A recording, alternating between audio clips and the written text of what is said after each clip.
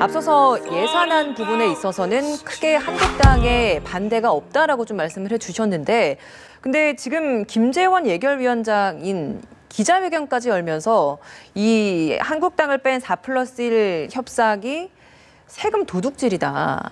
그리고 이걸 실제로 이제 기재부 공무원이 이걸 통과시킨 뭐 이런 것들을 좀 마련을 하게 되면 그런 것들에 있어서 뭐 직권 남용까지도 뭐 고발을 하겠다 이런 이야기까지 했거든요. 이 부분은 어떻게 보셨습니까? 메아리 없는 호통이다 이렇게 저는 이해를 합니다. 12월 2일까지는 법정 시한이 있고 그 법정 시한까지 국회 내 예결특위가 존속하게 돼 있습니다. 그 시한이 지나면 예결특위가 없어집니다. 법률적으로 예결특위가 없어지면 일반 국회의원들밖에 없는 겁니다. 그리고 그 뒤로 존속하는 것을 이른바 예결특위 내에 뭐 소위 소소위 해갖고 그다음에 소소위가 과연 입법기구냐 이게 뭐냐라는 논란을 계속 있습니다. 그 소소위라고 하는 것이 이 교섭단체 대표들 실무자들 모임을 하는 거죠. 거기서 법안을 준비하고 실제 소소위로 해서 몇 번 한 사례가 있습니다.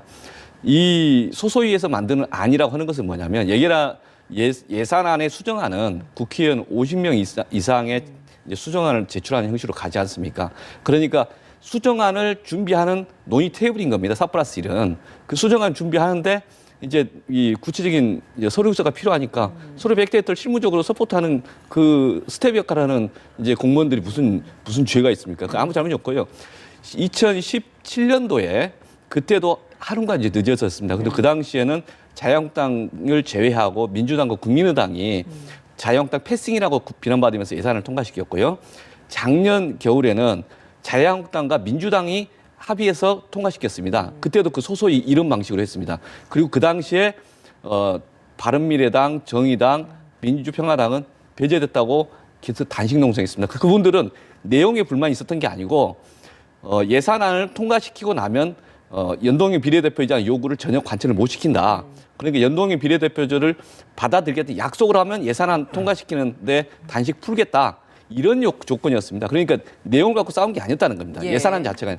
지금도 마찬가지입니다. 지금 예산안 내용 자체가 자유한국당의 이제 김재원 예결위원장이나 자유한국당 의원들이 모르는 게 아니고 그 이제 변화랑은 또 크지도 않고 아주 세세한 미세한 거 이미 논의인 걸 반영한 걸 텐데 지금 만들어지는 이 수정안 자체를 본회의에 통과하면 되는 겁니다. 그게 수정안이 만약에 이견이 있으면 자유한국당 국회의원만도 100 몇 명인데 수정안을 내면 됩니다. 지금도 준비하면 되는 거고 그걸 갖고 표결하면 되는 것이기 때문에 김재원 예결위원장의 이 말씀은 별로 두렵지 않는 호통이다. 예, 그렇게 봅니다. 예산 명세서를 작성을 하는 걸 시트 작업이라고 하는데 그걸 이제 기재부에서 하게 되고 그리고 장차관들이 이걸 좀 지시를 하면 아래에 있는 사무관들이 이런 일을 하다 보니까 그런 실제 실무를 하는 직원들에 대해서 뭐 직권남용 뭐 장관들이나 뭐 이런 것들에 있어서 법적인 뭐 이야기를 좀 김재원 예결위원장이 언급을 한 것 같습니다. 현실성 가능한 이야기긴 합니까? 현실성 가능한 게 문제가 아니라 그리고 아까 두렵지 않다고 하셨는데 이거는 정당 입장에서 두렵지 않은 거지 국민 입장에서 과연 뭐가 옳으냐 그리고 이게 헌법적으로 그리고 법적으로 뭐가 옳으냐 이거를 굉장히 중요한 거거든요. 그런데 저는 이거는 정치 관행상 분명하게 잘못된 것이다. 왜 그러냐 하면은 정치 관행이라 국회 의사 진행의 관행이라 그런 게 있어요. 그게 뭐냐 하면 국회 의사 진행이라든가 결정이라고 하는 거는 교섭단체 대표들끼리 모여서 하게 돼 있는데 지금 현재 여당에다가 나머지 분들은 교섭단체의 대표가 아니에요. 사실은 바른미래당도 들어갔다면 바른미래당도 당권파가 들어간 것이지 원래 정식 원내대표는 오신환 원내대표 세력이 들어간 게 아니거든요. 그러니까 원래 예산안은 지금 현재 3개 교섭단체의 대표와 그 대표를 대신하는 사람들이 들어가서 협상을 하게 돼 있는데 지금 현재 12월 2일 지났으니까 이제 아무렇게 해도 된다라고 하는 거는 과거에도 시한이 지난 경우도 처리된 경우가 굉장히 많습니다만은 심지어 권위주의 정권 때도 마지막 연말 31일까지 많은 기억이 났을 겁니다만은 31일까지 교섭단체 단위로 협상이 이루어졌는데 이 제1야당과 제2야당의 교섭단체를 배제하고 소위 당권파의 대표인 김관영 의원이 들어갔는데 이렇게 하고 나머지 군소정당들 들어갔는데 이거는 정치 관례상 있을 수가 없는 바로 그런 제1야당의 그래서 지금 현재 굉장히 내년에 초수표 예산이라고 그러는데 지금 현재 내년에 재정 적자까지 상당한 국채를 발행하면서까지 적자를 발행까지 하면서 많은 사람들에게 나눠주는 이런 예산이 됐는데 이거를 제1야당과 제2야당이 그걸 견제해서 그런 거를 그러한 기능을 상실하기 때문에 굉장히 잘못된 정치이고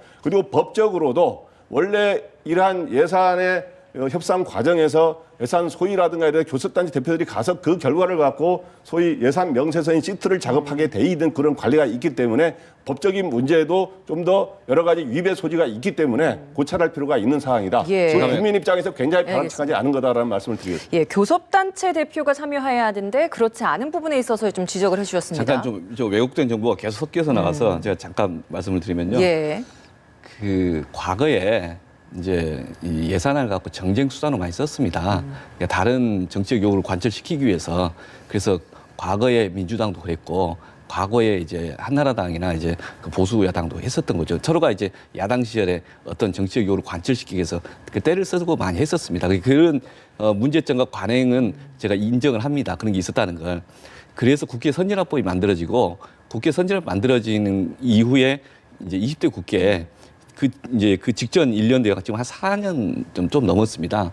이때부터는 12월 2일까지 무조건 통과시켜야 된다. 그리고 그 안 되면은 그냥 표결한다. 자동 이게 돼 있었던 부의되는 겁니다. 거죠. 예. 자동 부의 그 절차가 만들어집니다. 그리고 선거법 다른 이제 법안은 모르겠지만 그 기간이 지나면 필리버스도 안 되게 돼 있습니다. 그게 최근에 나온 몇 년 사이에 그 제도의 적용 사례입니다. 그래서 초기 2년 동안은 바로 12월 2일을 지켰어요. 그리고 어떤 날은 12월 2일에 어쩔 수 없이 이 휴일 때문에 하루 늦어지고 예. 지난해는 이 연동형 비례대표제 때문에 단시간은 그런 특수한 상황에서 이제 늦어진 겁니다. 지금도 이렇게 늦어지는 게 정상적인 게 아닙니다. 그래서 그걸 진행을 하자고 하는 건데 이게 지금 이 야당 협조를 안 한 겁니다. 그래서 이 점에 좀 차이를 말씀드리고 그다음 이제 이 12월 2일 이후에 그 존속하는 그 과정은 그건 원내 교섭단체들 사이에서 대화를 할 수도 있고 안 할 수도 있는 겁니다. 그러나 법률적으로는 표결을 받쳐야 할 상황이기 때문에 원내 교섭단체끼리 협의해야 되는데 왜 안 하냐? 협의하는데 안 들어온 거 아닙니까? 당연 원내대표가. 그리고 지금도 이 바로 본회의 부의해야 될 것을 왜 안 했냐고 오히려 국회가 비난을 받아야 할 상황인 거고 그 표결을 하기 위한 수정안을 만드는 과정에서 지금 수정안을 서로 만들어야 되는데 왜 만들었어요? 아십니까? 자영 하나도 안 만들었습니다.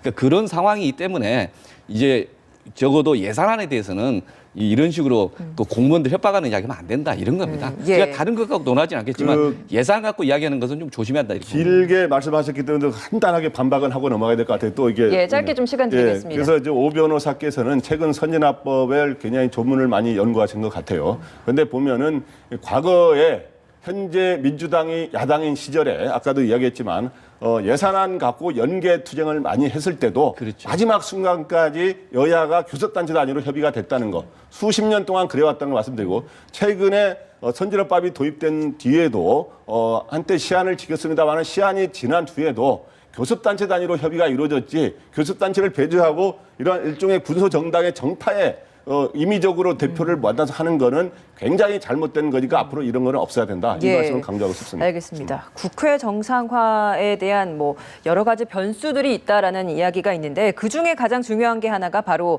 한국당의 새 원내대표 경선일 것 같습니다. 네, 네. 본회의는 오후에 열리고 그 경선은 오전에 열립니다. 같은 날 다 일어나게 되는 건데 원내대표 경선 결과에 따라서 그럼 예상을 하시기에 좀 추후에 좀 더 협상을 할 수 있는 여지가 좀 더 열려 있다고 보십니까? 협상을 자유한국당이 하겠다는 의지가 분명하느냐에 달린 거라고 봅니다. 왜냐하면 지금까지 자유한국당이 기왕이면 협상의 틀에 와서 같이 논의하기를 바라는 그런 적어도 최소한의 그런 전제는 있었던 것 같습니다.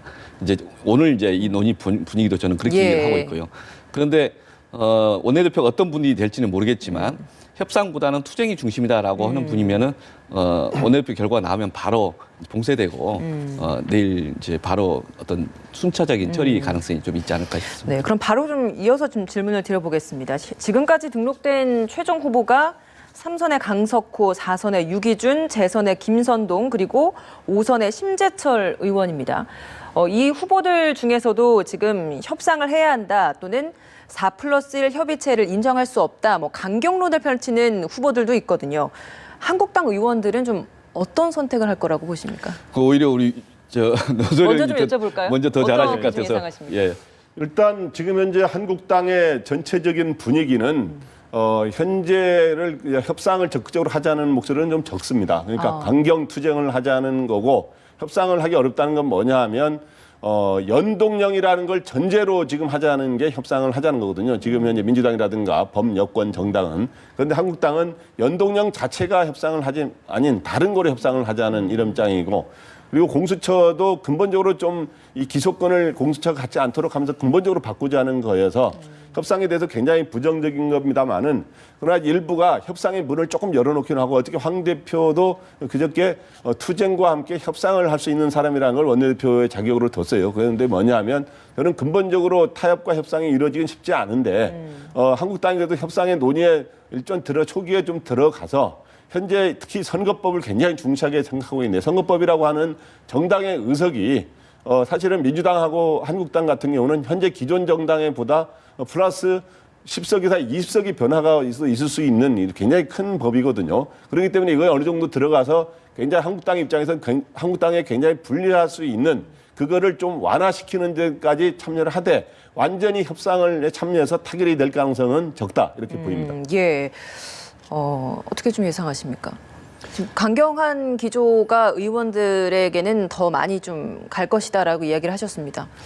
지금까지 이제 나경원 원내대표 한 1년 동안 해오는 과정에서 실제 협상을 제대로 한 건 매우 적은 것 같습니다. 협상의 결과물도 별로 적었던 것 같고 그게 지금까지의 이 자유한국당의 원내 1년을 좀 기조를 보여주는 거라고 보고요.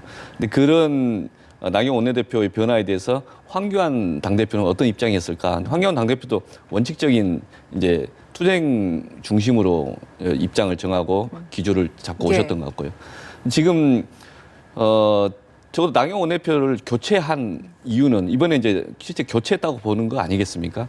그러면은 그 황교안 대표 입장에서는 적어도 다른 형태의 좀 더 극단적인 강경 대응보다는 약간의 그 일말의 좀 변화의 여지를 좀 열어둬야 되는 거 아닌가? 그게 어느 지점에서 만들어질지는 모르겠지만 그리고 그 협상의 내용 자체가 얼마나 폭이 넓지는 모르겠지만 협상의 부분을 완전 봉쇄하고 가는 것은 좀 너무 운신의 폭을 줄인다라고 하는 점에 대해서 황교안 대표 그 정도 생각은 충분히 갖고 계신 것 같아요.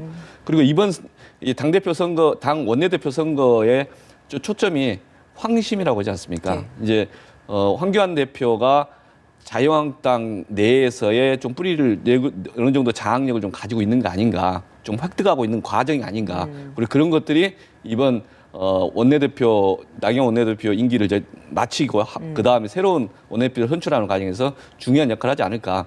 그래서 그런 맥락에서 황교안 대표가 협상이라고 하는 걸 약간 고민하는 또 그의 고민을 하는 후보가 좀 더 유리할 가능성이 있지 않을까 이렇게 봅니다.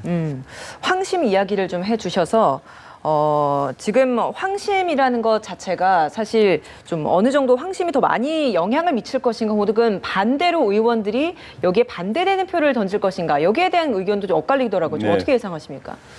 저는 황심은 있을 거로 보입니다. 그러니까 황교안 대표가 황심이라는 거는 선호하는 후보가 있을 거 아닙니까? 근데 그거를 적극적으로 지침을 내려가지고 밀도록 지시를 하느냐 아니면은 좀 이런 사람 됐으면 좋겠다고 이렇게 바라는 수준이냐인데 현재까지 움직이면 적극적으로 누구를 밀라고 이렇게 지침을 내린 상태는 아닌 것 같아요. 제가 어저께까지 알아보니까. 그런데 이제 네 사람 중에 보면은 이 친황이라고 할 수 있는 사람이 있고 좀 비황이라고 할 수 있는 분들을 좀 나눠지고 있어요. 그래서 예를 들어서 이제 직접적으로 친황은 아니지만 예를 들어서 재선의 김선동 의원이라든가 사선의 유기준 의원은 친박 출신인데 또 황교안 대표와 비교적 사이는 아주 가까운 건 아니지만은 나쁘지 않은 비록 우호적인 사이이기 때문에 그다음에 이제 심재철 의원이라든가 강석호 의원은 비박 출신으로서 황교안 대표와 좀 거리가 조금 있는 이런 건데 지금 현재 황교안 대표가 이번에 당내에 다수를 아직은 차지하고 있는 건 사실이기 때문에 황교안 대표가 우호적인 제스처를 보내면 아무래도 조금 유리할 수는 있는데 그러나 또 비박 의원들도 한 40% 가까이 또 되거든요. 그렇기 때문에 누가 민다 그래서 장담할 수는 없는 상황이다. 이렇게 보입니다. 예. 알겠습니다. 또 다른 변수 중에 하나라고 하는 것이 오늘 바른미래당 비당권파가 발기인 대회를 연 이 바른미래당 변혁 모임의 움직임인 것 같습니다.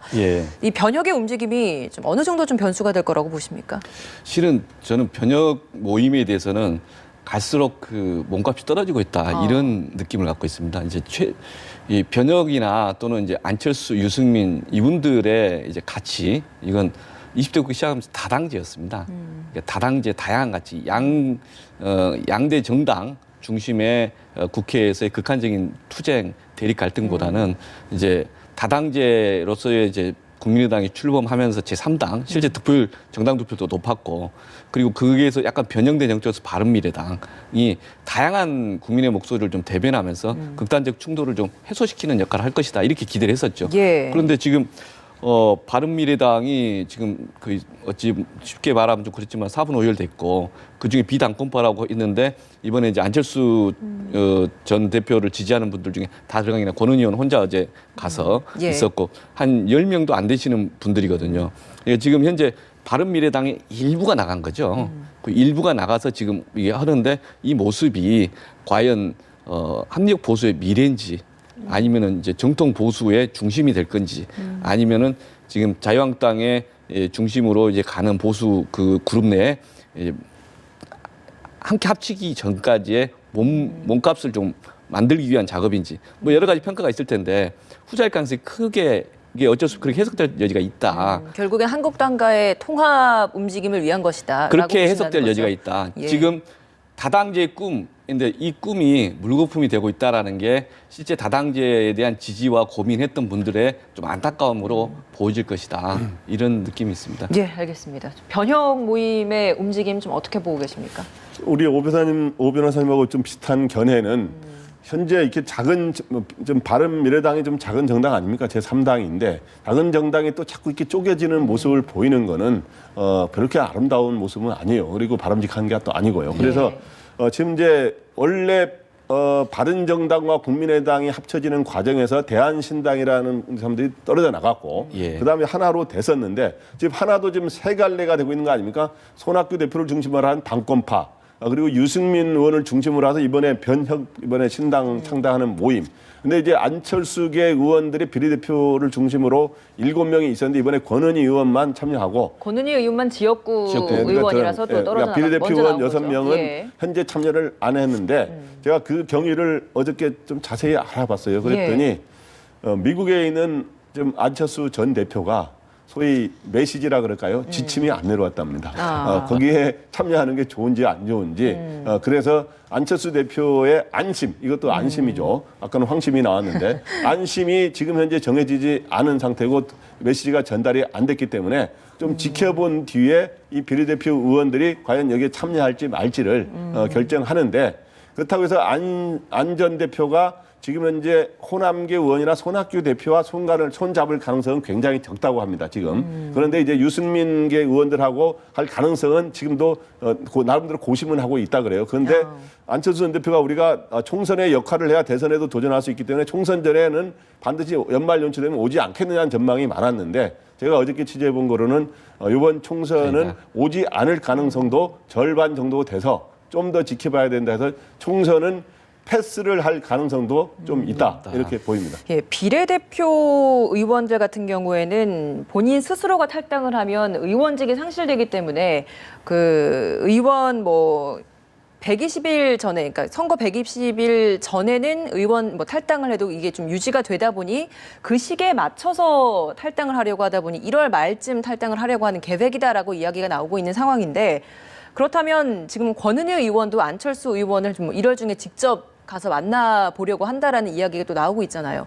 만나고 나면 그때는 이 비례대표 의원들이 변혁으로 오지 않을 가능성도 있다라고 보십니까? 비례대표 의원들이 이제 가는지 안 가는지가 큰 힘이 있을까 저는 역으로 묻고 싶습니다. 지금 현재 어떤 행동을 하게 되면 그게 이제 이 많은 지지 그룹에게 의미가 있어야 되지 않습니까? 예. 그리고 그게 함께 갈 수 있는 것인데 지금 이렇게 노선 자체가 계속 이제 엷어지고 또 약간 부유하는 모습을 하게 되면 가든지 안 가든지 별 파급 효과가 없을 수 있다. 안 대표가 직접 하는 게 아니라면 다른 부분은 큰 변수가 아닐 수도 있다. 그래요. 조금이라도 좀 세가 커지는 건 크게 의미가 없다라는 말씀이신가요, 그럼? 지금 이제 이 선거 시기는 선거 후보자들이 얼마나 지역에서 뿌리를 내리고 있느냐 아니면 정당 지지율 자체가 받쳐주느냐 이게 중요한 거고 지금 한두 명의 파급 효과가 없습니다. 지금 정의당 같은 경우에 정의당 국회의원 6명입니다. 그러나 지금 득표율 아니 그러니까 이제 정당 지지율로 지지율. 보면 되게 높지 않습니까? 이 숫자로서 본다면 바른미래당이 훨 높아야 되는데 불구하고 그래서 이건 다르다. 예. 예.